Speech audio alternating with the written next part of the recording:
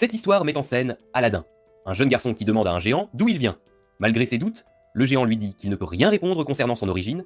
Cependant, devant son insistance, il promet d'exaucer n'importe quel souhait qu'il formulera. Des richesses illimitées, un pouvoir inimaginable ou même l'immortalité seront à lui s'il le désire.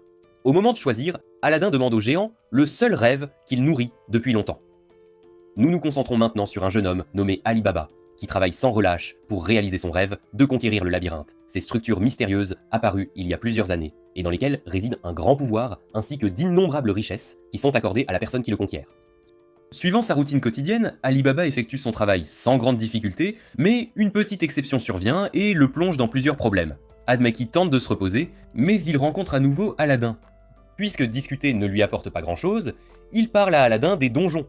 Le lendemain matin, Aladdin demande l'emplacement de cet endroit, et Ali Baba lui indique le labyrinthe, situé dans la ville apparu il y a 10 ans, qui est le 7e donjon Amon. Pendant qu'il parle du pouvoir de l'argent, Aladdin tombe sur Morgiana, une jeune fille qui s'avère être une esclave. Il s'approche rapidement d'elle et brise ses chaînes en jouant de la flûte qu'il porte autour du cou.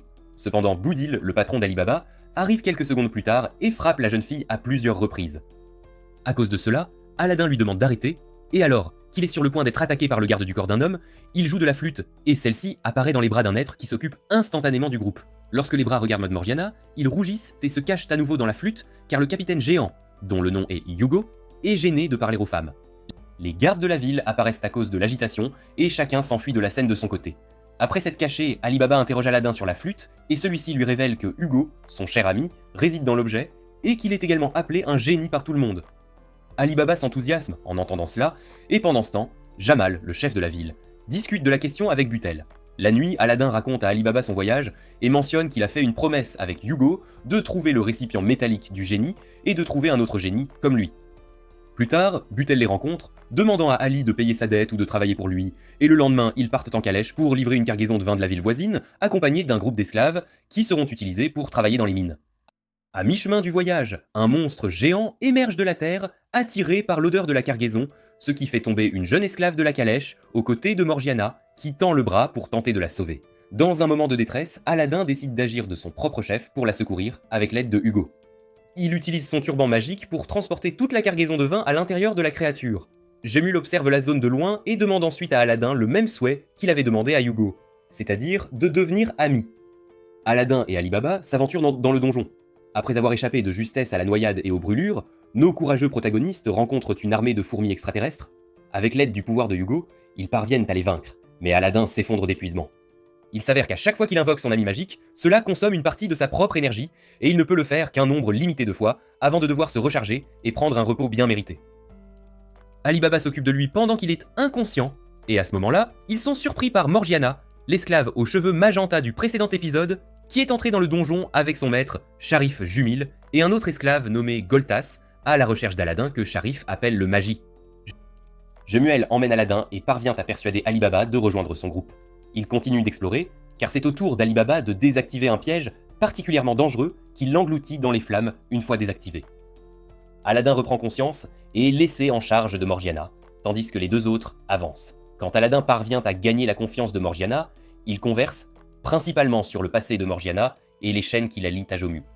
Alors que Morgiana raconte à Aladdin comment Ali Baba est censé être mort, de manière inattendue, il apparaît devant eux. Ils s'échappent rapidement ensemble et se retrouvent devant une porte massive qui nécessite l'utilisation des deux mains et une incantation magique pour s'ouvrir. La porte s'estompe, révélant une impressionnante cité souterraine. Pendant qu'Aladdin et Ali Baba explorent de la ville déserte, Gemul punit Morgiana pour une mauvaise réponse. Une créature visqueuse imite les paroles de Gemul, l'effrayant. Ailleurs, Aladdin et Ali Baba atteignent la salle au trésor, où Gultis apparaît et s'effondre devant eux. Pendant que Gultis les distrait, Morgiana projette Aladdin à travers la pièce. Jemuel ordonne à Morgiana de poursuivre Aladdin pendant qu'il affronte Ali Baba. Ils se battent tous les deux à l'épée, mais Ali Baba esquive facilement les attaques de Jemuel et le met à terre. Jemuel est surpris de la façon dont Ali Baba peut le déjouer. Quand Ali Baba accule Jungul, il ordonne à Morgiana de le sauver. Morgiana se précipite vers Gemal depuis l'autre côté de la pièce, mais le jeune homme aux cheveux blonds tente de persuader Morgiana de le rejoindre, pourtant elle le projette contre les escaliers. Jemuel nargue Ali Baba, maltraite Morgiana et piétine Ali Baba à plusieurs reprises, ordonnant à Morgiana de le tuer. Malgré le souvenir des actions brutales de Jemuel, Morgiana hésite à tuer Ali Baba, mais finit par céder à l'ordre de Jemuel. À ce moment-là, Aladin détruit l'épée de Morgiana et exige que Jomel lui rende sa flûte. Lorsque Morgiana tente d'attaquer Aladin, il combine son pouvoir avec le sien. Se souvenant de la vision de son maître d'un grand magie, Jomel réalise qu'Aladin est ce magie. Jomel demande à Aladin de le faire roi après lui avoir rendu sa flûte, mais Aladin refuse, le jugeant indigne. Plus tard, Aladin et Ali Baba rencontrent Aman qui leur révèle le but des magies. Soudain, la tour est frappée de l'extérieur, la faisant s'effondrer. Malgré l'urgence d'Ali Baba pour que le groupe de Jemul les accompagne, Goltas libère Morgiana et suggère qu'elle parte avec eux, pendant que lui et Jemul affrontent leur destin. En sortant, Ali Baba et Aladin conversent sur leurs objectifs et se promettent de nouvelles aventures. À Kishin, Ali Baba est accueilli par les villageois, mais découvre qu'Aladin a disparu. Pendant ce temps, dans les plaines, des membres du clan Kuda trouvent Aladin endormi. Dans une lointaine terre ancienne, Ali Baba reçoit la visite de Morgiana, qui le remercie profondément d'avoir utilisé le trésor qu'il avait acquis pour libérer tous les esclaves, y compris elle-même. Avec un cœur rempli de gratitude et de détermination, Ali Baba décide d'entreprendre un voyage hors de la ville à la recherche de son ami perdu. Pendant ce temps, dans un village reculé, habité par des nomades, Aladin se réveille et est accueilli par le chef du clan Kuba, Baba. Bientôt, la première princesse de l'Empire Ku, Hakuairen, arrive au village avec l'intention de persuader le clan de rejoindre l'Empire. Cependant, Baba rejette fermement son offre, craignant les conséquences potentielles d'une annexion forcée par l'Empire. Face au danger imminent de la menace de l'Empire, Aladin approche la princesse dans l'espoir de trouver une solution pacifique. La princesse promet de résoudre le conflit sans recourir à la violence. Pendant ce temps, un groupe de marchands d'esclaves kidnappe des femmes du clan Kuba et une équipe de guerriers part à leur rescousse, avec l'avertissement d'éviter de verser le sang pour prévenir une guerre. Pendant qu'Aladin et Baba attendent avec anxiété le retour de l'équipe de secours. Baba partage l'histoire du passé glorieux du clan Kuba, lorsqu'ils étaient autrefois l'empire le plus puissant du monde sous le règne d'un roi choisi par un magicien. Après que les guerriers soient revenus avec succès avec les femmes secourues, ayant tenu leur promesse de ne pas verser de sang, Baba prend la décision de rejoindre l'Empire Q, dans l'intérêt de la paix et de la sécurité de son clan. Plus tard, au milieu de la célébration autour du feu, Baba s'excuse un instant et se retire pour satisfaire un besoin personnel. Cependant, son absence se prolonge plus que prévu, et juste au moment où Aladin commence à se demander pourquoi il met tant de temps, une flèche frappe Baba. Alors qu'Aladin se précipite pour prendre Baba et faire soigner ses blessures, Akoué apprend la mort de l'un de ses soldats par une flèche provenant du clan Kuva. Laissant l'armée sous le commandement de son assistant, Reyosai, elle décide d'enquêter elle-même pour découvrir la vérité derrière l'attaque. Cependant, pendant son absence, l'un des soldats de l'Empire Q révèle que le clan Kuba n'a tué aucun de leurs hommes, mais que c'était une tactique pour provoquer la guerre. Radossi confirme ce plan machiavélique et prépare les troupes pour le conflit. Akawé affronte le clan, mais sa tentative de paix est contrecarrée lorsqu'elle est blessée en refusant de se défendre. Baba, qu'Aladin amène là à sa demande, réaffirme sa décision de rejoindre l'Empire Q en tant que protectorat et permet à la princesse de retourner. Cependant, suite à la mort de Baba, due à ses blessures, son esprit se manifeste devant Aladin, révélant sa véritable identité de magicien. En revenant au camp, Akouei découvre le complot de Ryusei pour l'assassiner et prendre le contrôle de la trêve. Dans une confrontation désespérée, elle et son assistant, Césiane, se battent courageusement, mais sont submergés lorsque le récipient métallique de Hakuei manque de Megoy. C'est alors qu'Aladin arrive et utilise ses capacités magiques pour vaincre Ryusei et les troupes. Pendant la confrontation, Aladin remarque le récipient métallique de Hakuei et découvre la présence de Paimon, le djinn enfermé dans le conteneur. Paimon révèle à Aladin que Hakuei est la candidate choisie par un magicien pour devenir le roi de l'Empire Q. Après avoir fait ses adieux au clan Kuga, Aladin informe ses membres d'un esclave nommé Gultas, qui se trouve faire partie de leur clan et leur offre son aide. Plus tard, Aladin rejoint une caravane à la recherche de ses retrouvailles avec Ali Baba. Tandis que Sacha et Leila s'affairent à vendre leurs marchandises dans le marché animé, Morgiana arrive avec une énorme cargaison. Après avoir remercié Sacha et Leila pour leur aide précieuse, Morgiana révèle sa ferme détermination à retourner dans sa patrie pour accomplir un devoir très important. En explorant la ville, le groupe remarque l'absence inhabituelle de la population, causée par la menace constante des bandits. Leila rencontre une marchande d'esclaves nommée Fatima, tandis que Morgiana observe, impuissante, un groupe d'esclaves qui demeure sous son emprise. Pendant la nuit, Morgiana se réveille, perturbée par un cauchemar où elle est hantée par les souvenirs de son passé avec Junio. Leila tente de la réconforter, et lui offre des médicaments, lui racontant comment Sacha et un enfant mystérieux l'ont aidé à traverser des moments difficiles. Le lendemain, Morgiana est informée que la caravane doit emprunter une route alternative en raison de la présence persistante de bandits. Dans le repère des bandits, Morgiana les affronte courageusement, impressionnant Fatima par son habileté et son agilité remarquables. Cependant, elle tombe dans un piège lorsqu'un corbeau envoyé par Fatima l'empoisonne, la laissant sans défense. Dans un autre cauchemar, Morgiana rencontre une jeune fille nommée Nadja et lui promet de la protéger coûte que coûte. De retour en ville, Leila remarque l'absence de Morgiana et se joint à un groupe pour la rechercher. Pendant ce temps, dans la cellule des bandits, Morgiana est témoin de la cruauté de Fatima envers Nadja. Inspirée par la voix réconfortante de Gultaz dans son esprit, Morgiana libère les esclaves et vainc les bandits, sauvant Nadja et la réunissant avec ses parents. Aladdin révèle que les bandits attaquent la caravane et le groupe se dirige vers leur repère pour mettre fin à cette menace. Après avoir résolu la situation, Aladdin et Morgiana décident de se rendre à Balbad, où Aladdin demande à Morgiana de lui permettre de l'appeler Mor, symbolisant ainsi leur lien de plus en plus étroit. Les frères Nando s'aventurent à travers le désert aride et s'enfoncent dans la forêt luxuriante où ils découvrent Sinbad endormi. Morgiana exprime sa gratitude envers Aladdin et annonce sa décision de retourner dans sa patrie. Peu de temps après, cependant, leur rencontre est interrompue par Sinbad, qui se réveille arrive également et les salue aimablement. Rassemblés autour d'un feu de camp, Sinbad écoute fasciné les aventures d'Aladdin et partage ses propres ambitions. Lorsque Morgiana détecte l'odeur de la mer, ils courent tous vers une colline d'où ils contemplent le majestueux royaume de Balbad. Sinbad leur propose gentiment de leur faire visiter la ville, tout en leur fournissant des informations sur le commerce, la famille royale et les inégalités économiques. En signe de gratitude, il leur offre un logement. Cependant, lorsque les gardes tentent d'arrêter Sinbad, Jafar intervient, lui rappelant son devoir en tant que roi de Sindria. Dans l'intimité de sa chambre, Sinbad se lamente d'être dépouillé de ses vêtements et de son équipement, ce qui irrite Jafar, qui lui rappelle ses responsabilités de monarque. Lors d'une audience avec le roi Obmad, Sinbad cherche à rétablir le commerce avec Sindria, surprenant Aladdin en entendant le nom d'Ali Baba lié à la troupe du brouillard. Sinbad décide de régler le problème personnellement et invite plus tard Morgiana et Aladdin à déjeuner, les présentant à ses généraux. Pendant le repas, Sinbad découvre le manque de connaissances d'Aladdin concernant sa propre histoire et lui révèle des informations sur les Magis et les djinns. De plus, il demande l'aide d'Aladdin pour capturer les voleurs, ce qui provoque l'opposition de Jafar. Malgré les doutes de Morgiana concernant la moralité de capturer des voleurs populaires, elle accepte d'aider en raison de son inquiétude quant à l'impact sur le commerce. Lors d'une opération risquée, Morgiana et Aladdin affrontent une brume rouge qui provoque des hallucinations. Bien que Jafar parvienne à capturer les voleurs, la situation se complique lorsqu'une brume noire affecte Jafar et que Morgiana est capturée par Kassem. Dans un rebondissement surprenant, Aladdin invoque Ugo et se retrouve face à face avec Ali Baba, le laissant stupéfait par son apparition inattendue. Aladdin fixe son regard sur Ali Baba, qui lui demande d'emprisonner Ugo malgré les objections de Jafar. À contre-cœur, Aladdin obtempère, rappelant à Ali Baba sa promesse d'explorer le monde ensemble comme il l'avait toujours rêvé. Ali Baba, visiblement affecté, s'excuse de ne pas avoir tenu cette promesse, laissant Aladdin sans voix. Lorsque la police militaire de Baobab arrive, Ali Baba, consumé par la colère, invoque les flammes d'Amoun dans un éclat de fureur dévastatrice. Le lendemain, Sinbad s'entretient avec Jafar à propos d'Ali Baba.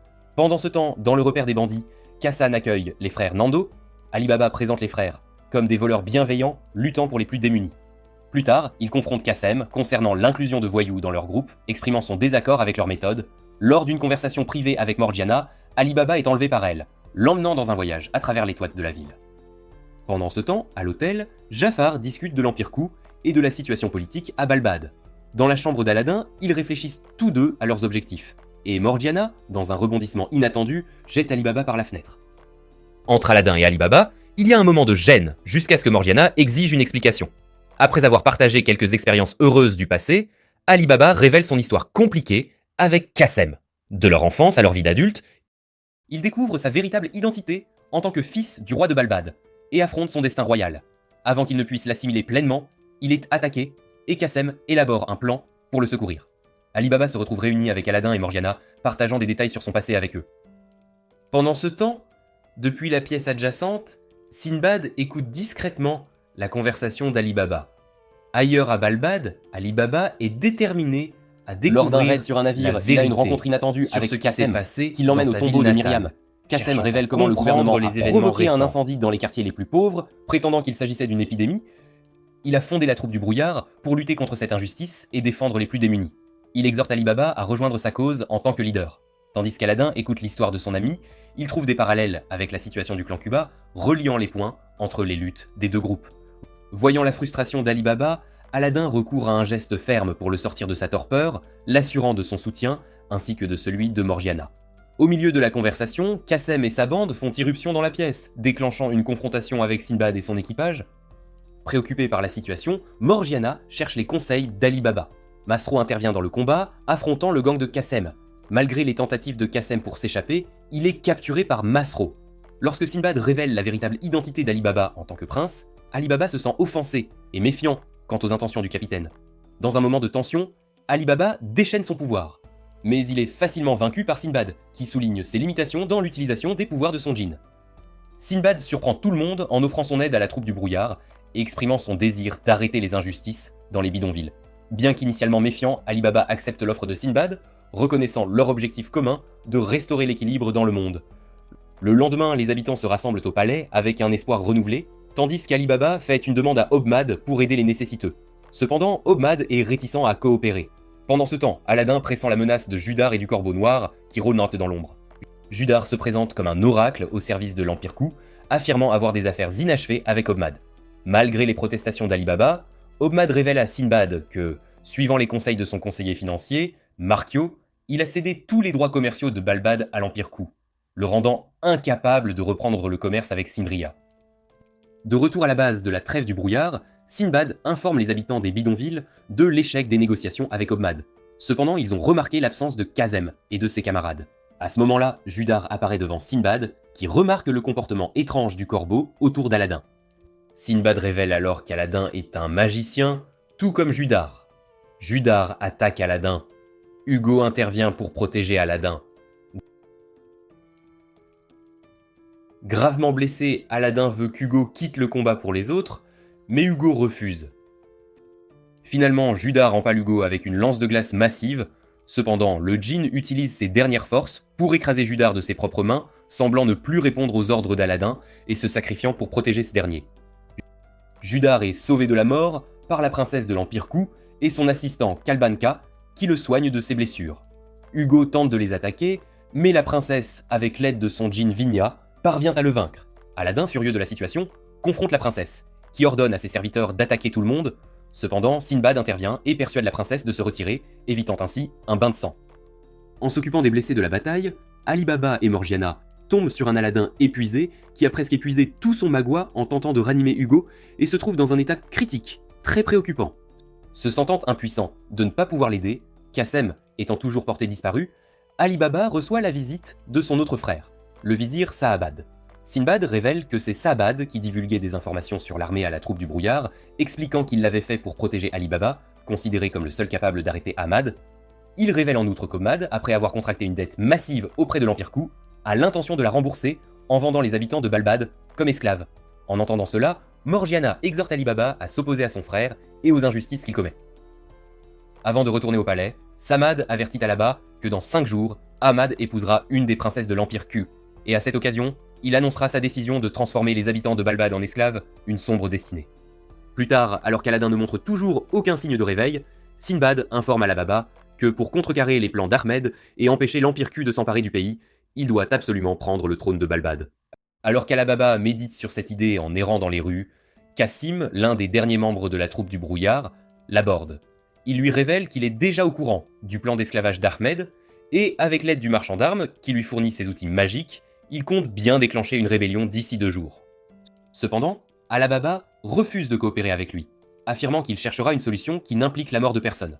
Après le départ de Cassim, Alababa part à la recherche de Sinbad et lui demande de lui enseigner comment utiliser correctement son djinn. Quelque temps après, Morgiana tente de retrouver Alababa sans succès et comprend qu'il est parti affronter son frère seul. Pendant ce temps, aux portes du palais, Alababa se présente devant les gardes, se déclarant 3e prince de Balbad et demande la permission d'entrer pour faire face à Ahmed. Alababa parvient à pénétrer dans l'enceinte du palais, mais Ahmed envoie l'un des 3 puissants gardes royaux de l'Empire Ku pour l'éliminer. Après avoir enfin réussi à s'équiper correctement de l'épée d'Aman, Alababa vainc le premier garde dans une bataille intense, mais est ensuite confronté au second garde et à son armée de singes qui lui barre le chemin. À ce moment critique, Morgiana apparaît pour combattre à sa place, permettant à Alababa d'avancer. Tandis que Morgiana affronte le second garde avec sa force et ses capacités surhumaines, Alababa se bat contre le 3e garde. Cependant, il manque de magua durant la confrontation. Astucieusement, il crée une petite flamme avec de l'huile, juste assez pour enflammer momentanément l'épée d'Aman et l'utiliser pour vaincre le 3e garde. Pendant ce temps, Sinbad apprend la situation et se précipite au palais pour intervenir si besoin. Tous les gardes enfin vaincus, Ali Baba atteint la salle du trône où Ahmed ordonne à ses gardes de l'exécuter. Cependant, Sabman intervient en faveur d'Alababa, insistant sur le fait qu'ils doivent avoir une conversation entre frères, sans aucune interférence extérieure. La tension dans la salle du trône devient palpable alors que les frères confrontent leurs divergences et tentent de trouver une solution pour l'avenir de Balbad. Tandis qu'Alababa essaie de persuader Ahmad de démissionner, Kogyo-Kuren, la princesse nouvellement désignée, apparaît pour tenter d'arrêter le tumulte. Elle affirme que même si Ahmad est évincé du pouvoir, un autre roi doit être choisi pour l'épouser, dans le cadre de l'accord de Balbad avec l'Empire Ku, et tous les accords entre les deux pays, y compris le traité d'esclavage, doivent être respectés. En revanche, Ali Baba déclare qu'il n'y aura plus de roi, car la monarchie de Balbad se dissoudra pour adopter un gouvernement démocratique. Sinbad se joint à la discussion, amenant des représentants de sa confédération, l'Alliance des Sept Mers, et propose de discuter de l'inclusion de Balbad dans l'alliance avec l'empereur Ku en personne, ce qui pousse Kogyo-ku à se retirer. Alors qu'Alababa communique sa décision au peuple, le Rouk se rassemble étrangement autour d'Aladin et de Judar, tandis que Cassim et ses hommes s'approchent du palanquin du palais. La foule applaudit la proposition d'Alababa de transformer Balbad en république. Cassim et sa troupe du brouillard arrivent sur les lieux. De loin, Itnan observe la situation. Cassim partage ses vues, affirmant que tout était pour le peuple, mais que les aristocrates les dépouillent avec les impôts. De plus, il crie qu'ils ne peuvent pas ressusciter les morts. Azadev attise la colère de la foule avec sa brume rouge hallucinogène. Cassim ordonne à tous de renverser la royauté, et la foule commence à se rebeller, alors que le Rouk noir se déchaîne. Ailleurs, Jafar tente de réveiller Aladin. Dans le rêve d'Aladin, il se réveille et voit la tête parlante de Hugo. Hugo assure à Aladin qu'il est toujours en vie, mais qu'il a failli mourir lors d'une bataille contre Judar. À Balbad, Markio tente de réprimer le Rouk noir, mais Itnan l'écrase. Itnan permet au Rouk noir de submerger le Rouk blanc. Pendant ce temps, Hugo explique comment le Rouk noir se forme lorsque le cours du destin est inversé.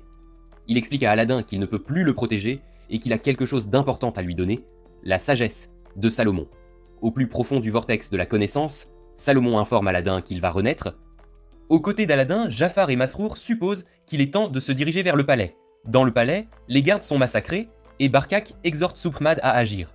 Cependant, Soukmad reste indécis jusqu'à ce qu'Alababa prenne des mesures. Alababa ordonne à la moitié de l'armée royale de bloquer la porte principale, tandis que l'autre moitié réprime les envahisseurs dans le palais. Face à Kazim et son groupe, Alababa exige une explication sur leurs actions et Cassim affirme qu'il n'a pas besoin d'égalité ni de roi. Lorsque Cassim attaque Alababa, les autres utilisent leur brume noire pour le maîtriser.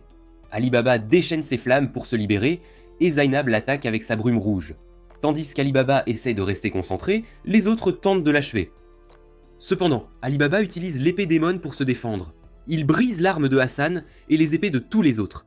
Il ordonne à Cassim de battre en retraite, mais Cassim exige qu'Alababa le tue. Alors qu'il s'apprête à brandir son épée, il transforme son arme en dague. Alababa attend Cassim et l'exhorte à cesser de se battre. Cassim remarque qu'Ali Baba est devenu trop doux. Se souvenant des instructions d'Itnan, elle se poignarde avec son épée et rassemble tous les restes des épées brisées de ses alliés qui la frappent. En absorbant tous les objets, Cassim se transforme en une gemme sombre, laissant tout le monde sans voix. La transformation du monstre est un succès, laissant tous les guerriers sous le choc. Sans hésiter, il abat immédiatement plusieurs d'entre eux avec sa fureur. L'une de ses attaques détruit une tour, mais Morgiana sauve un soldat juste à temps. Ali Baba est paralysé face à Cassim. Morgiana s'avance et frappe la tête du monstre, le faisant tomber. Instinctivement, Ali Baba coupe le bras de Cassim, seulement pour voir Cassim se régénérer grâce au Rouk noir. Sinbad explique à Ali Baba qu'il doit tout mettre dans une seule attaque pour vaincre Cassim. Le roi donne du magua à Alababa, et alors qu'Alababa se précipite vers Cassim, Judar l'intercepte et le met à terre. Avec Judar de retour sur le champ de bataille, Itnan explique que ses pouvoirs ont augmenté, lui ordonnant d'achever Alababa. De manière inattendue, Judar prend le contrôle de Cassim et utilise ses lances de glace pour clouer Sinbad au mur. Le méchant fait ensuite pousser des ailes à Cassim et tire plusieurs rafales d'énergie sombre vers nos héros. Après que Morgiana ait évité les attaques de Cassim, Alababa lui demande de le lancer pour qu'il puisse porter le coup final. Elle lance Alababa en l'air et Judar l'attaque. Combinant sa magie de glace avec la magie de saisie de Cassim, Judar brise l'épée d'Alababa. Notre héros demande à Morgiana de tenter une dernière fois. Se souvenant de la détermination d'Ali Baba, son ami arrive. Aladin utilise son Rouk pour se matérialiser sous la forme d'Hugo, se protégeant des attaques de Judar. Aladin utilise ensuite son Har Infigar pour faire fondre la glace, immobilisant Sinbad. Sans perdre de temps, le jeune homme ordonne à Morgiana de ramener Sinbad à la ville. Il dit ensuite à Alababa qu'il n'a aucune chance seul contre Judar. Aladin insiste sur le fait qu'ils ont besoin de l'aide de l'un et de l'autre. Quand Alababa est pessimiste, Aladin révèle que l'espoir de chacun est toujours vivant. Alors qu'Aladin recueille le Rouk blanc des habitants de Balbad, Itnan réalise que le jeune magi a acquis la sagesse de Salomon. Utilisant la sagesse de Salomon, Aladdin absorbe le rouk dans son corps. Il explique à Alibaba qu'il doit porter le coup final à Cassim. Quand Alibaba hésite, Aladdin le rassure en utilisant Ar Infigar, se transformant en flamme qui répare l'épée d'Alibaba. Tandis que Judar leur lance de la glace, le jeune homme parvient à esquiver et finalement à poignarder Cassim. À l'intérieur du djinn noir, Alibaba parle avec Cassim, qui prétend l'avoir méprisé depuis leur rencontre. Cassim se demande pourquoi il est le seul entaché par les ténèbres tandis que le protagoniste rayonne de lumière. Cassim commente qu'il avait le sang de son père inutile coulant dans ses veines, tandis qu'Alibaba a le sang de sa mère en lui. Cassim poignarde Alibaba à la poitrine avec son rouk noir et une partie du rouk blanc d'Alibaba s'écoule en lui. En conséquence, le misérable ennemi entend les mots d'Alibaba briser son épée. Tout à coup, Cassim réalise ce qu'il a fait et qu'il ne pourra jamais être comme Alibaba. Il est temps de battre en retraite. Cassim est absorbé dans le tunnel. Alors que son ami s'éloigne, le jeune homme tente de l'embrasser. Mais il est trop tard. Aladdin regarde Alibaba, tenant son ami décédé. Pendant ce temps, Itnan est attaqué et tombe. Sinbad amplifie sa magie et électrocute Itnan avec un puissant éclair. Sinbad réalise que seule une poupée est tombée. Aladdin essaie de consoler son ami, disant que les morts sont toujours avec eux dans leur cœur et dans le flux du rouk. Les parents d'Alibaba apparaissent devant notre héros, et Aladdin dit à tous de retrouver leurs proches. Tous les défunts reviennent, une fois de plus pour un dernier souvenir avec leurs proches. Morgiana embrasse Aladdin et Alibaba. Pendant la reconstruction de Balbad, chacun participe pour aider les citoyens, Alibaba travaillant étroitement avec les représentants. Dehors, Alibaba est mordu par un serpent jusqu'à ce que Barkak le retire. Un soldat les avertit de l'approche de la flotte de l'Empire Ku. Sinbad affirme que l'Empire Ku vise à contrôler Balbad en raison de son manque de gouvernement, conseillant à Alibaba de diriger pour éviter d'être perçu comme une menace. Alibaba refuse, alors Sinbad l'assomme. Quelques jours plus tard, Alibaba se réveille dans la cabine et voit une île proche. Jafar l'informe qu'on leur a donné des médicaments pour les maintenir endormis pendant le voyage vers Sindria, où Sinbad négocie avec l'Empire Ku pour sauver Balbad et Alibaba. Des mois plus tard, Morgiana s'entraîne avec Masrur jusqu'à ce qu'ils apprennent le retour de Sinbad. Plus tard, Sinbad discute d'une rencontre avec Alibaba et Aladdin, affirmant le droit de Balbad à devenir une république, bien que sous le contrôle de l'Empire Ku. Alibaba jure de continuer à se battre, tandis que Sinbad explique qu'Al-Tamen, responsable de la crise économique de Balbad, offre 2 mentors pour les aider à s'améliorer.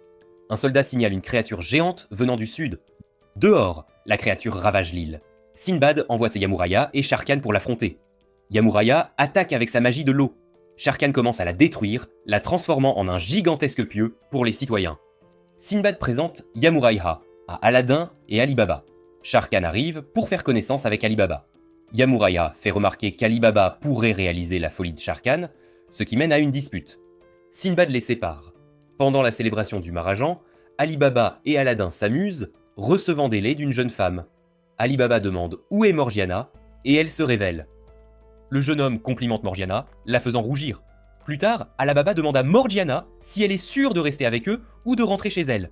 Elle veut se battre avec eux pour sauver les opprimés, ce à quoi Aladdin consent.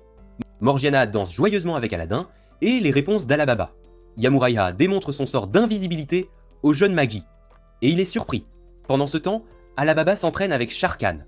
Sinbad emmène Alibaba dans un coffre-fort où il lui présente une épée, affirmant qu'elle appartenait autrefois au roi Rachid. Sinbad confie l'épée ancestrale à Alibaba. Morgiana décide de porter les bracelets de cheville représentant ses obligations envers ses amis. Akuryu arrive enfin, et Alibaba entend une voix l'incitant à la haine. Sinbad aperçoit Kogyoku, à la grande surprise de Jafar. Kogyoku tire son épée et la brandit vers Alibaba. Elle défie Sinbad en duel car elle s'est sentie offensée par le roi. Jafar exige que Sinbad s'explique, tandis que Kogyoku commence à verser des larmes. Kubun explique que la princesse Kogyoku s'est réveillée dans le lit de Sinbad et l'a vu dormir nue à côté d'elle. Kogyoku menace de se suicider si Sinbad n'assume pas ses responsabilités. Sharkan et Spartos affirment que Sinbad n'était pas ivre et est allé directement se coucher. Kogyoku raconte ce qui s'est passé au palais. Elle observe Sinbad autour du pilier et n'a jamais eu l'occasion de lui parler. Elle dit que quelqu'un l'a assommé. Sinbad demande à ses généraux de le croire, mais aucun d'eux n'a confiance en lui. Kubun insiste pour que Sinbad épouse Kogyoku. Sinbad demande à Yamuraya d'utiliser sa magie pour prouver son innocence. Utilisant un Reikesi superficiel, la magie de l'eau de Yamuraya recrée les scènes.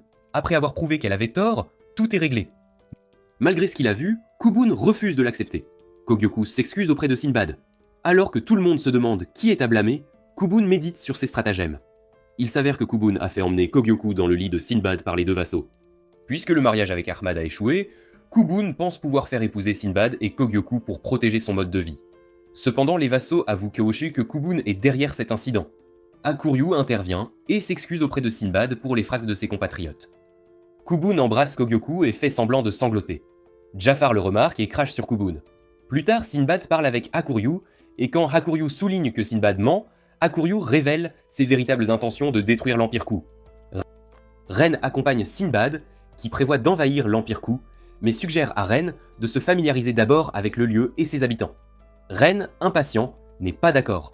Sinbad le présente ensuite à Saluja d'Ali Baba. Dans la ville animée, deux magiciens s'engagent dans un entraînement intense, échangeant des sorts impressionnants. Tentant l'innovation, l'un essaie de nouveaux sorts, rapidement contrés par la suggestion de l'autre. Pendant ce temps, Sharkan et son partenaire s'entraînent avec diligence. Malgré les défis, le maître de Sharkan l'encourage, l'assurant qu'ils s'y attaqueront à nouveau un autre jour. L'ami d'Aladin lui conseille de changer d'humeur. Aladin apprécie son entraînement exigeant, observant Morgiana lutter pour porter un coffre, démontrant la véritable puissance de son arme. Ren l'interrompt, cherchant Alibaba sous les ordres du roi Sinbad. Ren révèle son identité de prince de Balbad, évoquant des souvenirs qui attristent Alibaba. Alibaba se tord de douleur, révélant une marque de malédiction. Itnan émerge de son bras, attaqué par le roi, qui explique les conséquences de la malédiction avant qu'Itnan ne disparaisse. Le roi calme tout le monde, expliquant sa résistance à la malédiction grâce à son énergie intérieure. Malgré le peu de solutions, il propose une mission sur une île abritant un donjon de guérison. Malgré la tristesse de Ren, son compagnon le rassure car la malédiction est paralysée pour 10 jours. Un monstre marin émerge mais est rapidement maîtrisé, permettant à nos héros de poursuivre leur voyage. Arrivé sur place, ils rencontrent de nombreux habitants. La jeune fille demande à se joindre à leur quête du donjon pour sauver ses parents, mais ils refusent en raison de contraintes de temps, promettant d'aider plus tard. Après un long voyage en bateau, il repère l'emplacement du donjon, mais des fils les capturent, les tirant rapidement vers lui. Le groupe arrive dans une zone mystérieuse ressemblant à une forêt, devant déterminer leur emplacement. Se dirigeant vers une porte menant au trésor, ils rencontrent des créatures parlantes bloquant leur chemin. Malgré les menaces, elles ne représentent aucun réel danger. Ouvrant toutes les portes, ils en trouvent une menant à leur destination, rencontrant un ours qui remplit la pièce, et attaquent lorsqu'il est en colère. Leur travail d'équipe vainc sans effort la créature. En avançant, ils rencontrent une créature humanoïde, Genie 61, serviteur de la Terre, Zagan. Cet ennemi révèle son acte horrible de transformer les humains en arbres en raison de sa haine pour eux. Tentant d'attaquer, ils trouvent la jeune fille captive, en train d'être torturée. Malgré le chemin dangereux, ils avancent avec détermination. Zagan élève le niveau du donjon grâce à leurs puissants alliés, transformant de mignons animaux en monstres dangereux. Trouvant un moyen de les vaincre, Alibaba fend un monstre plus grand avec son épée enflammée, tandis qu'Aladin génère des boules de feu. Séparés par la magie, Ren et Morgiana affrontent de coriaces golems, utilisant leur énergie intérieure pour les vaincre. Ses compagnons font face à la même situation, battant les golems. Ren puisant dans son énergie intérieure, et sauvé par les assistants de Morgiana. Morgiana utilise une force surhumaine contre les golems, les faisant entrer en collision. Ren se souvient de mots d'enfance qui ont façonné son présent, se sentant plein de remords après avoir réussi l'épreuve. Zagan suggère que quelqu'un les retient, ce qui conduit à l'explosion émotionnelle et aux excuses de Ren. Ren exhorte les autres à continuer sans lui. Mais Alibaba, irrité par l'immaturité de Ren, pensant qu'il le méprise, Ren explique comment chercher de l'aide pourrait modifier son passé à Balbad. Leur conflit résolu, ils poursuivent leur mission, libérés du poids bauché de leur passé. Les alarmes retentissent alors que Judar franchit la barrière protectrice de la ville. Les mesures de sécurité se déclenchent, mais leurs tentatives de contre-attaque sont futiles. Sinbad s'avance pour défendre le royaume. Confronté à de nombreux ennemis, les héros, menés par Morgiana, éliminent rapidement plusieurs des chiens attaquants. Judar interroge l'alliance du roi avec Aladin, un magi qui représente une menace pour lui. Sa question reste sans réponse. Révélant son passé tragique, Judar cherche la sympathie pour ses actions vengeresses, versant des larmes pour se moquer de la pitié des autres, quelle que soit la vérité derrière son histoire.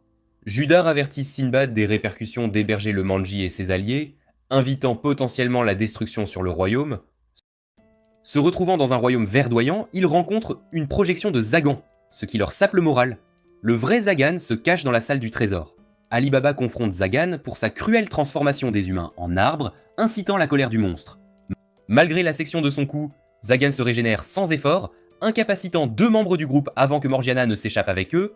Tombant dans un profond puits, Morgiana utilise le pouvoir de son artefact pour les sauver d'une mort certaine, se surprenant elle-même. Avec détermination, elle affronte les entrailles de l'ennemi, utilisant ses chaînes habilement pour le vaincre. Malgré sa victoire, elle tombe blessée au sol. Malgré les appels de son ami, Morgiana est en mauvais état. Titus apparaît, offrant du réconfort à Ren alors que des larmes de joie coulent. S'approchant d'une grande porte, ils l'ouvrent avec les mots « Sésame, ouvre-toi », révélant une ville à l'intérieur. De nouveaux ennemis émergent, désireux de s'emparer des trésors de Zagan et d'affronter nos héros. La jeune fille active son pouvoir contre Aladdin une fois de plus, tandis qu'Ali Baba ressent la douleur de sa blessure. Malgré leur inconfort, ils restent vigilants face à l'ennemi. Observant de loin, les héros voient leurs alliés subir des attaques critiques. Pourtant Aladdin en ressort indemne une fois de plus. Dunya Mustassim, princesse du royaume Mustassim détruit, apparaît aux côtés d'un chevalier nommé Isaac. Irrité par son interrogatoire, Ali Baba affirme le statut de république de Balbad, le menace de le tuer avec son conteneur métallique sombre, démontrant son pouvoir à l'organisation. Se transformant en un monstre sombre, elle manipule le fer, le sable et les minéraux à volonté, effrayant notre héros. Repoussant son attaque, Ali Baba riposte avec des boules de feu, tandis que son allié engage le chevalier. Judar admet au roi son idée de conquérir le monde, mais opte plutôt pour un combat à mort. Kogyoku interroge les motivations de Judar, surprise par son invitation à rejoindre son royaume en tant que général, mais elle n'offre aucune réponse. Le haut commandement se réunit, réalisant que les dégâts causés à la ville par Judar prendront 10 jours à réparer. Maintenant, tout le monde est prêt pour la guerre. Ils attaquent les ennemis aériens avec des flèches, tandis que les magiciens observent attentivement. Dunya continue de libérer tout son potentiel dans les airs, formant un pentagramme. Aladdin tente futilement de réprimer l'attaque, et Isaac empêche toute approche avant que son pouvoir ne s'active. Finalement, sa charge se termine, générant de multiples épées dirigées vers l'équipe. Des milliers de personnes s'écrasent au sol. À des kilomètres de là, les héros continuent de défendre le territoire. Mais le problème, c'est leur nombre écrasant. Dans les airs, Pisti donne un signal qui alarme tout le monde. Elle ordonne aux monstres marins de dévorer les taches sombres de la malédiction. Bien que cela semblait être une bonne stratégie, ils sont instantanément sans vie. Dunja est extatique alors qu'elle déchaîne tout son potentiel et observe les épées laissées au sol. Elle descend, sa transformation s'inverse. Elle dit à Itnan que peut-être maintenant l'organisation pourra reconstruire Mustafim, mais pendant qu'il parle, Ali Baba attaque sévèrement Isaac, tandis que les ennemis remarquent que leurs adversaires ont été sauvés. Bien que gravement blessé, Isaac continue de protéger sa princesse. Saisissant l'opportunité, le jeune homme attaque et remarque que sa tête se fend en deux. Il est vide à l'intérieur. Isaac était une marionnette contrôlée par ses pouvoirs. Nav, son partenaire, disparaît finalement. Dumia est sous le choc et pleure la mort de son compagnon. Notre héroïne est sur ses gardes, mais réalise qu'elle est contrôlée, tout comme Cassim. Juste au moment où il semble que tout va se résoudre, Dumia reçoit un poignard dans le dos de la part de son allié. Elle rampe, ensanglantée sur le sol. Ali Baba et les autres s'approchent de sa sœur. Quelque chose à l'intérieur de notre héros se manifeste, et il ressent son âme et ses souvenirs avec Isaac. Il est également témoin des derniers instants du royaume de Musassim, il tombe plus profondément dans les ténèbres. Ils sont témoins de la façon dont les soldats ennemis veulent tuer une petite Dunya, et c'est Isaac qui la sauve en recevant les attaques. Tous deux partagent une haine profonde envers le monde, et parfois Ali Baba perd sa foi et son espoir, maudissant son propre destin. Aladdin tente d'intervenir, mais est attaqué par Yifman, qui s'approche maintenant du jeune homme. Ali Baba le frappe, mais tombe dans le piège de l'ennemi car lui aussi est maintenant devenu un être sombre. Quand Aladdin tente d'utiliser la sagesse de Salomon, l'ornement d'Ali Baba l'attaque avec le ruc noir. Aladdin explique qu'ils doivent écraser cet ornement. Morgiana apparaît de manière inattendue et combat Ali Baba, qui retrouve presque sa volonté. Cependant, l'ornement pousse Ali Baba à projeter Morgiana contre le mur. Akaryu devient le maître de Zagan et lui crée un bras en bois. Il se précipite pour soutenir son compagnon. Pendant qu'Akaryu distrait Ali Baba, Morgiana détruit l'ornement d'un coup de pied. Ensuite, Aladdin utilise la sagesse de Salomon pour entrer dans l'esprit d'Ali Baba. Aladdin retrouve son ami. Soudain, quelqu'un pousse le jeune magicien. Ali Baba affirme que son destin est de commettre des erreurs. Cependant, Aladdin a une réponse différente et explique qu'Ali Baba est une personne courageuse dont le destin est de guider le rouk. Près des côtes de Sindria, Sinbad trouve Itmin utilisant la magie de téléportation. Il se transforme en sa forme complète, équipé de djinns. Quand Itmin croit avoir l'avantage, Sinbad explique que son corps a déjà été maudit. Sinbad explose et réduit Itmin en poussière. Dans l'esprit d'Ali Baba, Aladdin trouve Itman, qui veut qu'ils en finissent avec lui. Il demande à Itman pourquoi lui et son organisation font cela. Itman explique qu'il libère tout le monde du destin. Quand Aladdin mentionne Al-Matoran, Itman leur donne une idée du monde qui est tombé dans les ténèbres. Itman essaie de provoquer Ali Baba pour qu'il l'attaque. Cependant, Ali Baba fait tomber l'arme d'Itman. Itman se demande comment il affrontera le roi Salomon tout en se baignant dans le ruc blanc. Dunya, au bord de la mort, voit Isaac avant de s'éteindre en paix. Quand Morgiana réalise qu'Ali Baba va bien, elle s'effondre dans ses bras, épuisée. Plus tard, tout le monde sort du donjon de Zagan. Aladdin commente qu'il agira comme guide d'Ali Baba et l'aidera à devenir un grand leader. Ali Baba prend la main de son ami et ils se regardent tous deux avec fierté et détermination. Pendant la guerre, Aladdin déchaîne son pouvoir magique et invoque 3 impressionnants Yugos. Sa magie devient évidente même de loin. Sinbad présente les conquérants du donjon Zagan. Pour célébrer leur victoire et anticiper les prochaines aventures, les citoyens de Sindria se plongent dans les festivités. Aladdin et ses amis assistent à une représentation théâtrale basée sur leurs exploits. Ali Baba s'excuse pour toutes les inquiétudes qu'il leur a causées. Pendant ce temps, Quen informe Hakuryu des ordres reçus de l'Empire Ku, leur ordonnant de rentrer chez eux. Bien qu'ivrogne, Kugyoku refuse. Plus tard, Sinbad parle à Aladdin de 3 autres magies à ses côtés et lui demande d'aller à Rem, en tant que magi de Sindria. Mais Aladdin déclare qu'il n'est pas encore le magi de Sindria. Pendant qu'Aladdin rend visite à Dunya, Sinbad emmène Kugyoku se promener, exprimant son souhait que son bonheur soit éternel, ce à quoi elle acquiesce. Jafar les observe et critique Sinbad pour avoir manipulé Kugyoku. Mais Sinbad répond qu'elle est précieuse, tout comme Ali Baba et ses amis. Jafar regrette d'être devenu quelqu'un qu'il ne voulait pas être, mais reconnaît que c'est le chemin qu'il a choisi.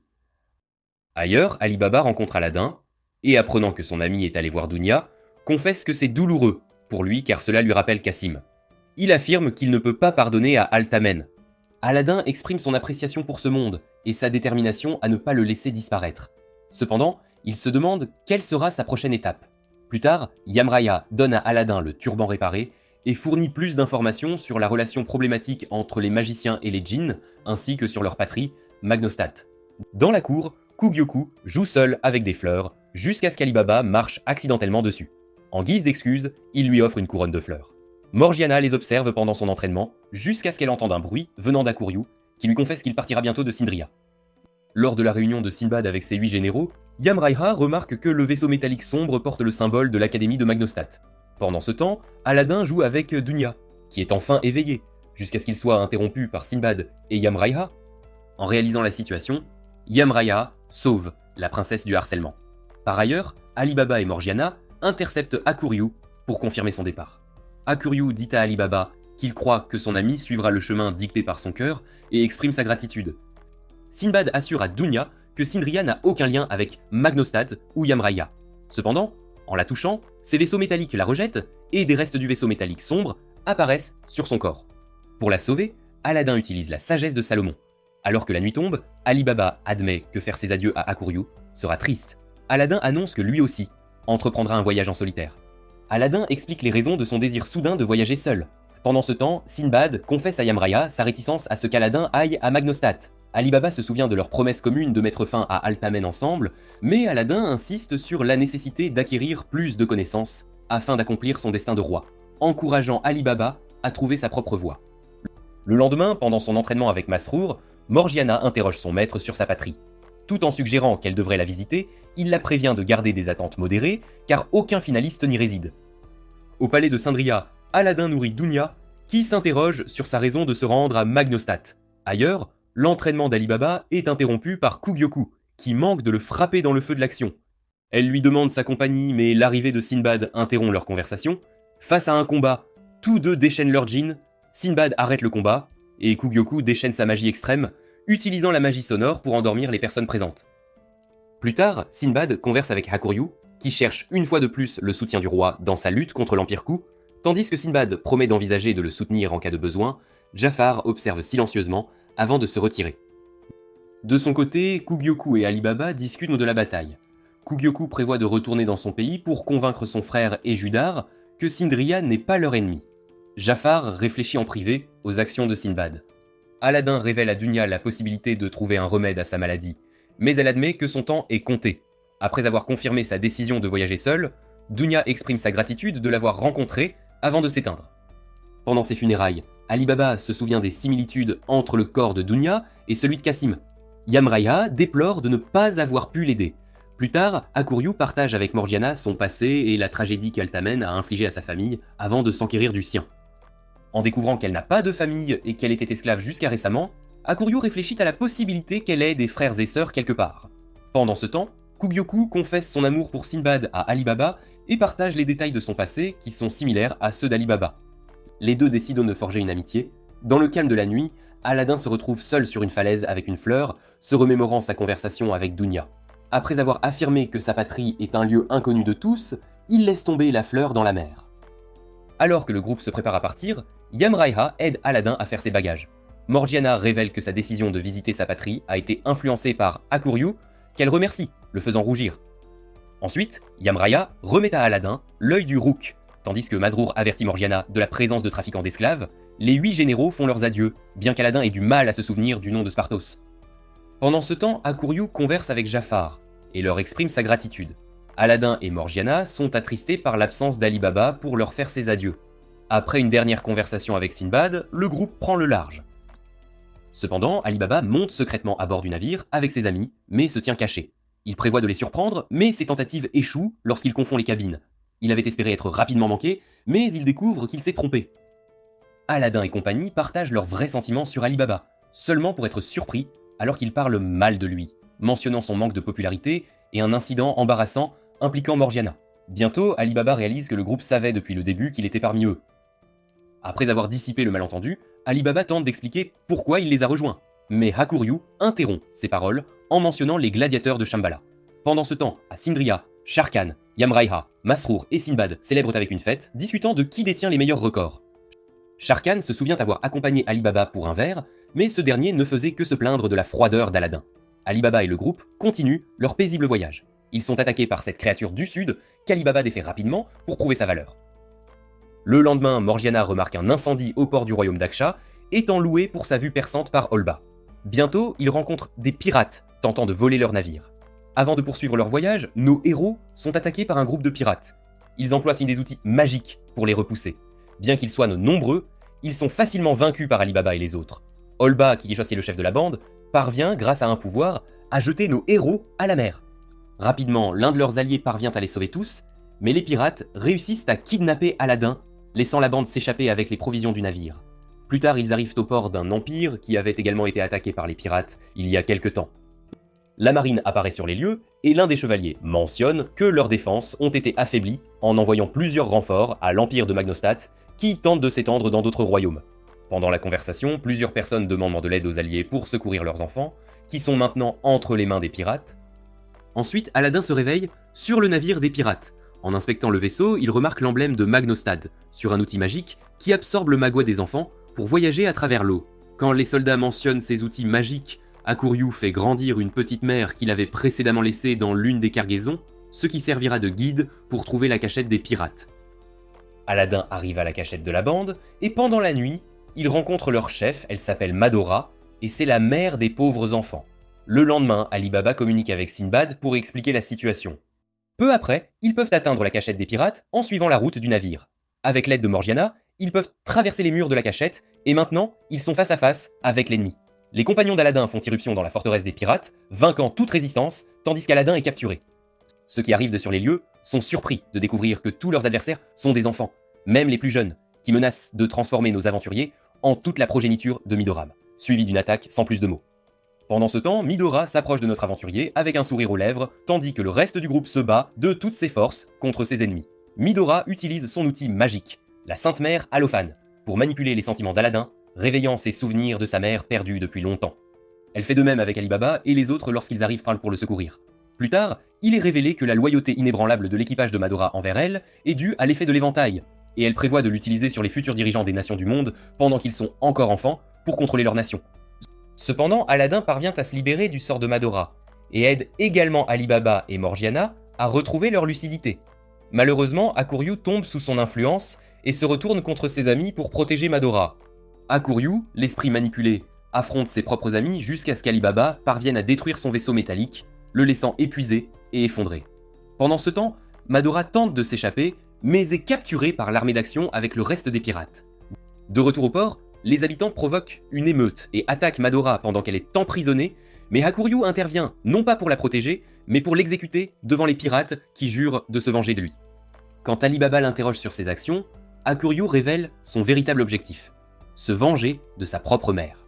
Elle s'est alliée à Altamen et a conspiré avec son oncle pour usurper le trône de l'Empire Ku, causant la mort de son père et de ses frères aînés. Réalisant que les enfants sous le sort de Madora sont au bord de la dépravation, Aladdin cherche un moyen de les aider. Mais c'est Ali Baba qui prend la responsabilité des pirates, les inspirant à avancer ensemble même après la mort de Madora. Alors que leurs amis regardent les enfants partir pour Sindria, Hakuryu décide de partir sans leur dire au revoir. Quand Morgiana le cherche, Il lui déclare ses sentiments et la demande en mariage, mais elle rejette la proposition. Face au départ soudain d'Hakuryu, Ali Baba essaye de le raisonner, craignant qu'il ne finisse par souffrir comme Cassim l'a fait lorsqu'il a tué son propre père. Cependant, Aladdin décide d'affronter Hakuryu seul. Après un adieu en bonne et due forme, Aladdin retrouve ses amis alors qu'ils se préparent à poursuivre leurs chemins séparés. Aladdin, Ali Baba et Morgiana célèbrent une dernière fête ensemble avant d'emprunter des chemins différents, promettant de se retrouver dès que possible. Alors qu'Ali Baba et Morgiana continuent leur voyage par la mer, chacun avec une destination différente, Aladdin s'aventure vers Magnostat sur son turban magique jusqu'à ce qu'il décide de se reposer et monte dans une calèche de passage, avec l'instruction de ne pas déranger l'autre passager qui l'accompagne. Lorsque le convoi est attaqué par des bandits, il est révélé que l'autre voyageur est le prince Kumairen de l'Empire Ku, qui défend le groupe en éliminant les assaillants avec son vaisseau métallique, formant ainsi une amitié avec Aladdin. Aladdin lui tient compagnie pour le reste du voyage vers Magnostat. En atteignant leur destination, Kumei et Aladdin se disent temporairement au revoir. Pour obtenir l'entrée dans le pays, le jeune magicien doit démontrer ses capacités magiques en passant un test avec l'aide d'une gemme spéciale que lui a donnée Yamraya. Cette gemme lui permet de dissimuler sa vraie nature et d'éviter de manifester le rouk autour de lui. Contraint de canaliser sa magie uniquement à travers sa propre magie, Aladdin est placé dans la classe la moins bien classée de l'Académie de Magnostat, connue sous le nom de 6e codeur. Sous la direction de son professeur Myers, il s'immerge dans une routine rigoureuse d'entraînement physique aux côtés de ses camarades de classe. Myers révèle que dans 2 mois, ils auront un autre test, et ceux qui ne le réussiront pas seront expulsés de l'académie. Parmi ses pairs, Aladdin rencontre Sphintus, son colocataire, qui le méprise initialement pour avoir été affecté à une classe de rang inférieur, mais finit par devenir son ami en observant son dévouement et ses efforts. L'entraînement intensif de Myers se poursuit pendant 1 mois, et de nombreux étudiants quittent l'académie en raison des difficultés. Cependant, Aladdin et 4 autres étudiants persistent. Myers révèle alors que le but de l'entraînement était de renforcer leur corps afin qu'ils puissent exploiter plus de Magua dans leur magie.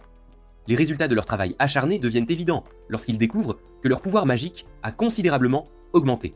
Après 1 mois de cours de magie intensif, le moment de l'examen d'Aladdin arrive, qu'il réussit avec un grand succès.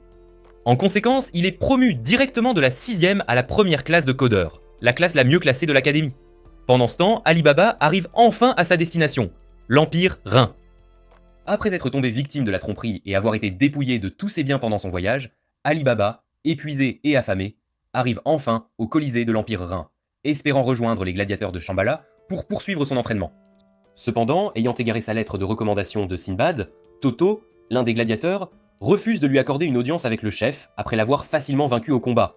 C'est alors qu'Ali Baba trouve protection auprès des frères Nendo, anciens membres de la troupe Fogg, qui ont amassé des richesses grâce à un casino qu'ils ont établi à Reims. Après s'être complètement rétabli, Ali Baba affronte le chef des gladiateurs, Shambal Ramul, demandant une revanche avec Toto. Avec ruse, il parvient à le vaincre en le dépouillant de son armure sans lui causer de mal. Plus tard, lors de leur rencontre, Shambal découvre que le corps d'Ali Baba abrite 2 types distincts de Magua, ce qui pose un conflit qui non seulement entrave sa maîtrise du djinn équipé, mais pourrait aussi mettre sa vie en danger s'il n'apprend pas à le contrôler. Impressionné par son potentiel, Shambal accepte Ali Baba comme son disciple, mais impose la condition de payer pour son enseignement. Pour ce faire, il organise une bataille dans le Colisée contre une bête féroce, et parmi les spectateurs se trouve Scheherazade, la grande prêtresse de Reims.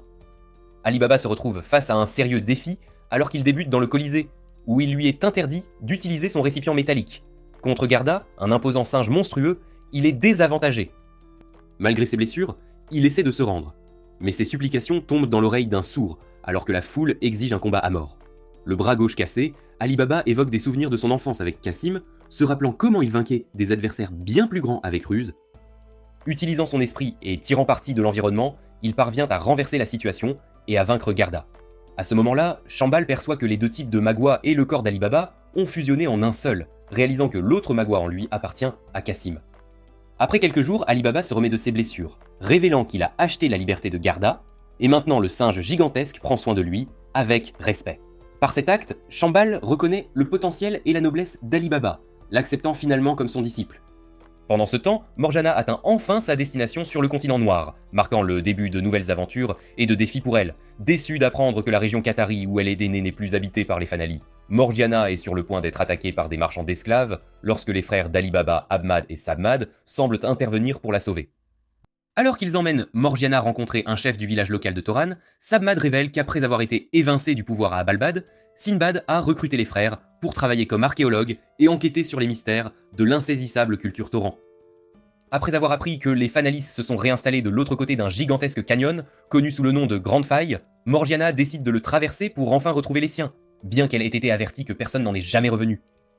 En atteignant le fond de la crevasse, Morgiana rencontre une maison et est accueillie par l'Union des Magies, qui lui réaffirme qu'une fois qu'elle aura traversé de l'autre côté, elle ne pourra plus revenir, même avec ses pouvoirs.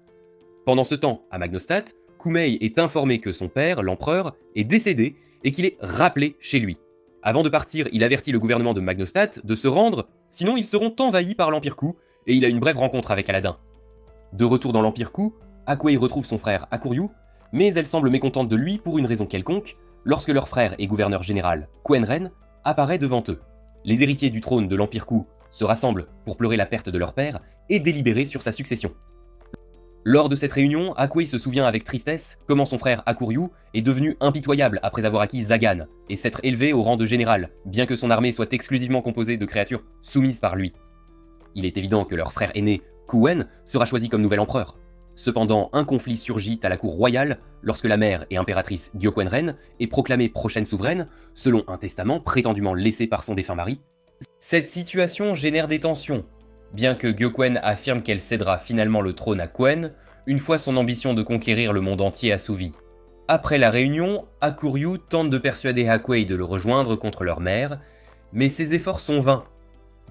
Déterminé à venger son père et ses frères trahis par Gyoquen, Akuryu choisit de l'affronter seul. Cependant, malgré son pouvoir nouvellement acquis, il est vaincu par elle. C'est alors que Judar lui propose de l'aider dans sa quête de vengeance, à condition qu'il soit prêt à maudire son destin. Un an après la séparation de ses amis, Aladin excelle dans ses études, montrant des progrès notables qui culminent par une performance exceptionnelle à l'examen final du premier cycle. Grâce à ses capacités magiques, il crée un mirage monumental qui impressionne tout le monde à l'académie. Ses amis étaient incertains qu'il serait récompensé comme le meilleur étudiant du premier cycle, mais ils furent perplexes lorsque l'honneur fut décerné à Titus Alexius de l'Empire Rhin. Alors qu'Aladin s'installait dans sa nouvelle chambre, Titus s'approcha avec l'intention de nouer une amitié, reconnaissant le talent d'Aladin comme un étudiant brillant. Cependant, le geste amical s'est estompé lorsque, dans un moment de méfiance, Aladin a touché Titus, en pensant que c'était une fille. La réaction furieuse de Titus fut apaisée par l'intervention de Matal Mogamet, le chancelier de l'académie, qui fut témoin de la scène. Mogamet annonça qu'Aladin et Titus subiraient un test de compétence par le biais d'une confrontation pour déterminer leur aptitude aux classes avancées. La bataille fut intense, les deux jeunes hommes démontrant une maîtrise exceptionnelle de leurs pouvoirs magiques respectifs. Cependant, le duel atteignit un point critique lorsque les joyaux incrustés dans les bras des deux étudiants furent accidentellement exposés. Reconnaissant la rareté de ces gemmes, Mogamet décida de recommander personnellement les deux étudiants pour les classes avancées. Cependant, la paix fut de courte durée. Quand Aladin chercha à discuter de la signification des joyaux avec Titus, ce dernier l'attaqua soudainement, le laissant inconscient, malgré l'intervention de Mogamet qui ordonna que Titus soit placé à l'isolement. Alors qu'Aladin luttait pour se rétablir, Titus contacta Scheherazade, qui lui confia de poursuivre sa mission, arguant que c'était la raison fondamentale de son existence. Titus surprend Aladin au milieu de la nuit, révélant son identité de magie de Scheherazade et confessant sa mission secrète. Au même moment, il exhibe un cristal de rubis sur son avant-bras qui lui permet de communiquer télépathiquement avec sa magie, mais il découvre que le cristal d'Aladin a une fonction différente. Malgré la déception initiale, Aladin recherche l'amitié de Titus, qui accepte finalement de les accompagner à la cité magique. La cité magique éblouit les trois visiteurs par sa splendeur et sa magie. Sphintus est émerveillé de voir comment les outils magiques ont remplacé le besoin d'esclaves par rapport à sa patrie. Sphintus est traité avec révérence en raison de son statut de magicien, tandis qu'Aladin, bien que lui aussi magicien, est perçu avec moins de prestige. Cependant, Titus trouve de la joie dans les plaisirs simples de la vie, comme s'occuper d'un chaton, malgré les objections de ses créateurs. Le système de classe de la cité magique divise les citoyens en 5 catégories, allant des professeurs et étudiants aux citoyens ordinaires et aux plus défavorisés. Aladin découvre que le 5e district est restreint, et la nuit suivante, Titus sollicite son aide pour infiltrer la bibliothèque du professeur et en apprendre davantage sur ce district. Avec l'aide de la magie d'Aladin et de Sphintus, ils parviennent à entrer dans la bibliothèque et à trouver un passage secret menant à la partie souterraine de la ville où résident les citoyens de 5e classe. Le sombre monde souterrain du 5e district est décrit comme un lieu sans espoir où le magua de ses habitants est constamment drainé pour alimenter le luxe et le confort de la surface. Le désespoir est palpable alors qu'Aladin et ses amis sont témoins de l'agonie d'une jeune fille nommée Marga, dont la vie s'éteint en raison de la perte de son magua. Titus, ému par sa situation, crée une barrière pour arrêter le processus de drainage et offre son aide, même si cela signifie sacrifier une partie de sa propre force vitale. Le groupe découvre que le 5e district est en réalité une usine de production de magua, où les habitants sont traités comme des outils pour maintenir le bien-être des citoyens de classe supérieure. Malgré les différences niveau sociales, Aladin, Titus et leurs amis décident d'aider Marga, qui rêve d'échapper à son existence sombre et de devenir une érudite ou une guérisseuse. Le geste bienveillant d'Aladin, transformant le sable en une représentation de la ville et jouant avec Marga, montre une lueur d'espoir au milieu de l'obscurité. Cependant, la dure réalité de la situation de Marga devient évidente lorsqu'elle révèle que sa maladie cardiaque la condamne à une mort précoce malgré les efforts pour la sauver. La présence constante d'une escouade de magiciens patrouillant le district et éliminant les mourants souligne la cruauté et l'indifférence des autorités envers les habitants de 5e classe. Malgré les avertissements de conséquences mortelles, Titus et Aladin décident d'intervenir pour sauver Marga de son destin inévitable, risquant leur propre vie dans le processus. Doron jette la jeune fille dans le puits tandis qu'Aladin et Titus, sans hésitation, plongent dans l'abîme sombre dans une tentative désespérée de secourir Marga et de défier le système cruel qui la condamne. Titus parvient à sauver une jeune fille du vide, les autres, apparaissant comme des ennemis, leur demandent qui ils sont, et ils répondent en détruisant le site. Leur adversaire dégaine soudainement une plante dangereuse comme arme. La plante blesse gravement notre héros. Il meurt, mais est assisté par Sphintus, qui le ranime. Quand tout semble perdu, un éclair frappe le monstre, qui est exécuté par Myers. Elle réprimande les personnes présentes. Aladin est ensuite jugé pour avoir enfreint la loi, en infiltrant le district, mais heureusement, il est pardonné. Mogamet demande alors à avoir une conversation. Au cours de la discussion, il interroge Suryam Raiha, mentionnant le lien qu'ils ont partagé pendant plusieurs années. Après avoir confirmé que le directeur est une bonne personne, Aladin s'interroge sur le motif qui a poussé Mogamet à détruire l'Empire Mustang. Et pour tout résoudre d'un coup, il convoque les étudiants et commence par affirmer que le Rook est l'énergie qui meut le monde. Cependant, ils n'ont jamais façonné le cours de l'histoire. D'autres empires ont été ceux qui ont modelé la trajectoire du monde, principalement gouvernés par les Goïs. Il utilise ensuite la magie de clairvoyance et montre aux étudiants des souvenirs des événements passés qui se sont produits dans l'Empire Mustang. Et fondamentalement, les mages qui servaient sous la royauté étaient discriminés, traités comme moins que des humains, et forcés de travailler au point que plusieurs en sont morts, comme ce fut le cas pour sa femme. Malgré les injustices, Mogamet croyait avec ferveur que les mages étaient nés avec un but précis, celui d'aider les gens. Jusque-là, tout allait bien. Mais plus tard, les mages furent impliqués dans une guerre où tous périrent, ne laissant que Mogamet en vie. Quand il voit comment vivent les Goïs, ne se souciant de rien, il réalise la grave erreur qu'il a commise. C'est pourquoi il a fondé un pays exclusivement habité par des mages, pour les guider vers un monde meilleur. Mogamet reprend l'histoire, commentant qu'il forme temporairement une alliance avec les Goïs, ce qui finit par déclencher un conflit impliquant des innocents. Aladin prend quelques secondes pour réfléchir, puis reproche à Mogamet le sort des gens du 5e niveau et le triste état dans lequel ils vivent. Cependant, le vieil homme parle d'eux comme s'ils étaient inférieurs, et mentionne également qu'ils vivent avec des besoins fondamentaux sans la nécessité de travailler. Mogamet dit à ses étudiants que les mages doivent contrôler les Goïs pour progresser, car ils sont nés pour guider le monde sur le bon chemin.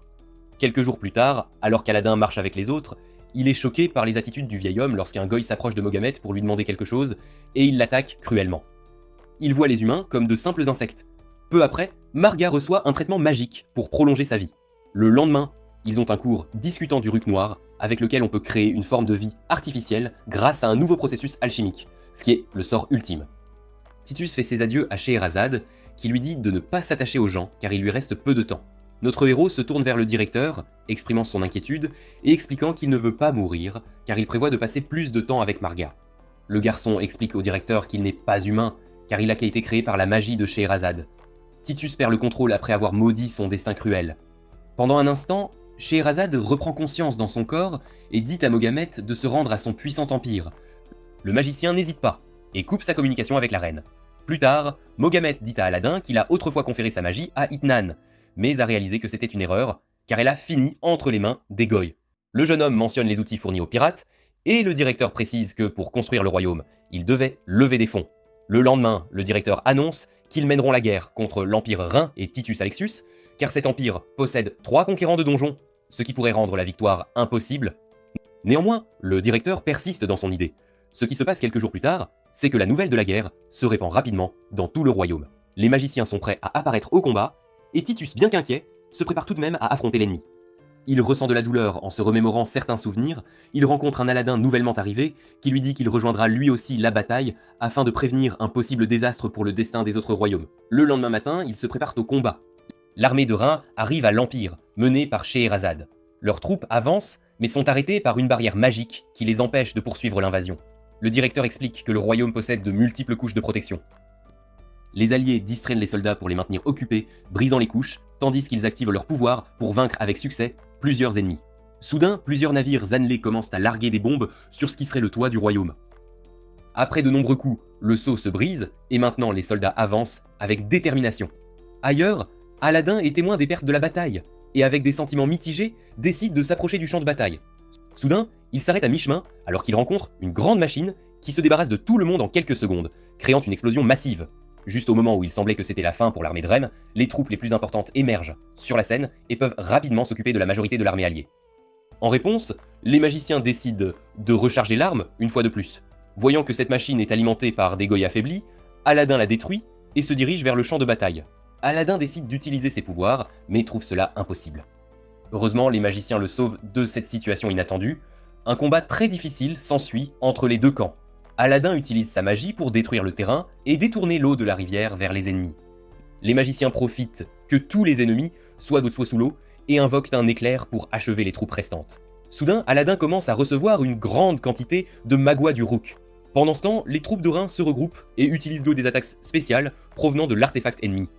Grâce à cela, il se débarrasse d'un grand nombre de magiciens en quelques minutes. À un moment donné, il tente de détruire la barrière protectrice, mais Aladin essaie d'empêcher que cela ne se produise et les abat facilement. Après avoir prouvé son identité de magie, le jeune homme tire un coup de semonce sur l'ennemi pour arrêter le combat une fois pour toutes. Après avoir eu une conversation avec le directeur, Aladin se prépare à lancer une autre attaque, car il ne reçoit aucune réponse positive de son adversaire. Cette fois, l'attaque est différente, car elle crée une avalanche de sable qui pousse les ennemis vers les rives.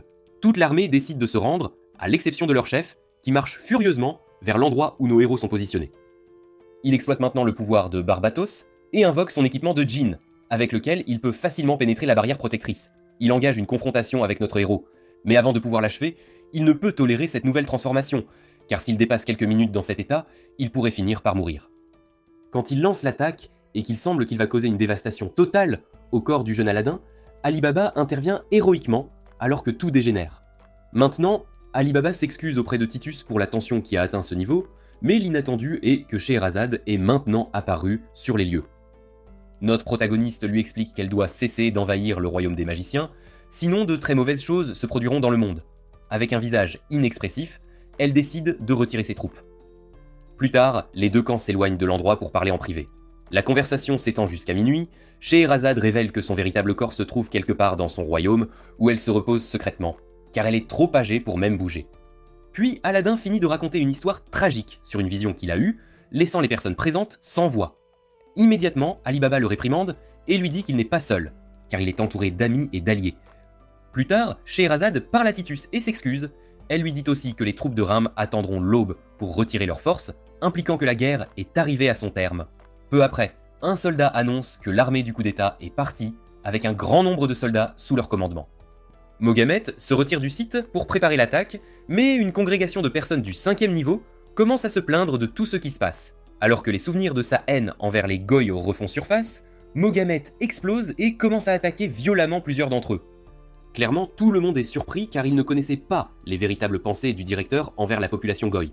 Alors le vieil homme descend dans la partie la plus basse du district avec la seule idée de défendre les magiciens. Il entre dans une pièce secrète où il utilise les corps de plusieurs condamnés à mort pour produire le Ruc Noir, avec lequel il peut contrôler le djinn qu'il a créé lorsque Mogamet a rencontré Itnan.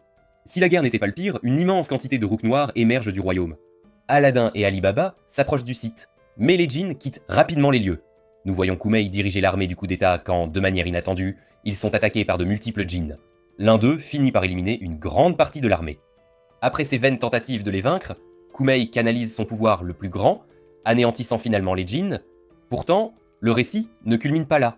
Des cendres des ennemis vaincus, une formidable vague de Ruc Noirs émerge, convergeant vers son origine, annulant tous les efforts des jeunes guerriers comme du temps simplement perdu.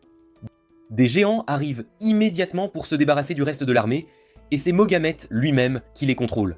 Quand Kumeï était sur le point de perdre la bataille, Ali Baba est entré en scène pour intervenir dans ce massacre. Aladin fait de même, et ensemble, ils parviennent à contenir la majorité des monstres. Kuen arrive sur les lieux, et ses compagnons défont facilement tous les ennemis.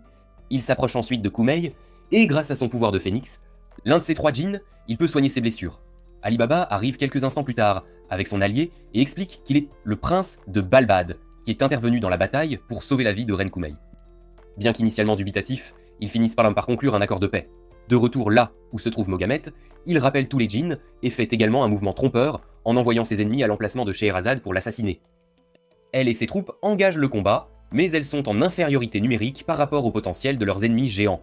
Pendant ce temps, Titus rencontre Marga et réalise qu'il doit prendre une décision.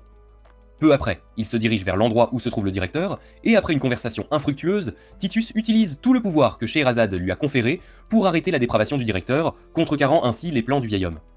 Juste au moment où il semblait que tout était fini, la fournaise contrôlée par le directeur commence à rassembler du magua d'elle-même et se transforme en une masse d'énergie mélangée à du ruc, qui monte vers la surface et invoque une entité sombre dans le ciel. Témoin de ce cauchemar, Aladdin ordonne à Quen de retirer immédiatement ses troupes de la zone et convoque également tous les djinns présents pour expliquer la situation à laquelle ils sont confrontés. Ils disent à leurs propriétaires qu'ils doivent détruire le médium pour empêcher la fin du monde, car cette bête nommée Il-Ila est l'incarnation du mal. Après avoir entendu l'explication, Quen s'intéresse à Aladdin, qui est le représentant de Salomon. Profitant de cela, le garçon lui dit qu'il leur racontera l'histoire du monde s'il aide à détruire le médium. Quen accepte rapidement l'accord, envoyant un signal à tous les conquérants de Ku pour qu'ils soient prêts au combat. Il active son équipement de djinn, suivi par Kumeil et Ali Baba, qui font de même. Plus tard, le médium commence à créer une armée de monstres pour détruire le royaume plus rapidement. Scheherazade commence à protéger les gens, mais est blessé dans le processus.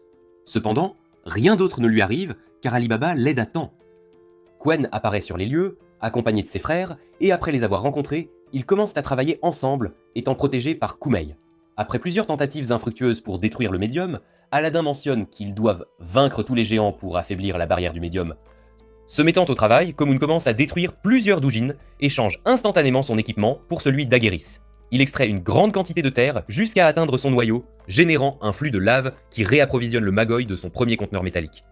Il réussit à détruire quiconque croise son chemin une fois de plus, mais en raison du nombre élevé d'ennemis, Komen emmène Alibaba là où se trouve la lave pour recharger le Magoi de son conteneur, afin qu'ils puissent combiner leurs attaques ultimes, créant ainsi une magie puissante capable d'arrêter momentanément la création du doujin.